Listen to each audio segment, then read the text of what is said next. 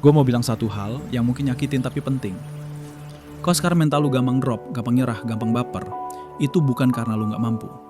Tapi karena lu belum pernah ngelewatin 3 fase neraka yang bakal gue kasih tahu hari ini.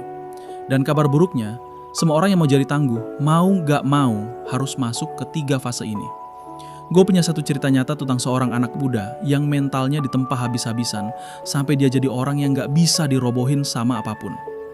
Kalau lu lagi di titik terendah, mungkin ini cerita yang lo butuhin. Namanya Andra. Umur 23 tahun, lulus kuliah, punya mimpi gede bikin usaha kopi di garasi rumahnya. Awal buka, wah rame. Temen nongkrong, tetangga beli, semua support. 2 bulan kemudian, sepi. Modal menipis, pesanan turun. Komentar pedes mulai masuk. Udahlah kerja aja, ngapain maksa bisnis. Malam itu Andra duduk sendirian di depan gerobak kopinya. Satu-satunya pelanggan hari itu, ayahnya sendiri.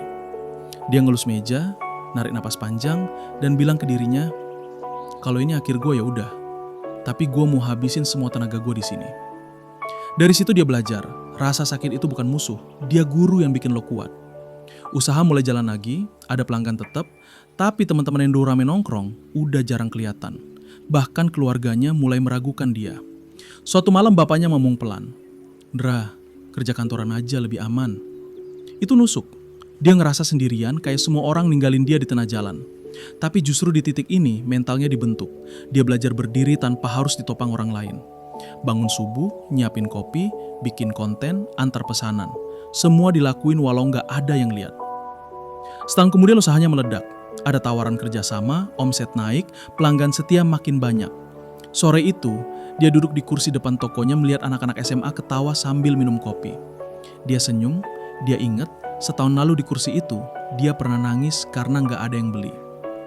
Kalau dia nyerah di fase pertama, dia nggak akan ngerasain momen ini. Kalau dia tumbang di fase kedua, dia nggak akan punya mental sekuat sekarang. Ingat, mental kuat nggak lahir dari hidup yang gampang. Dia lahir dari lo mau bertahan di 3 fase ini.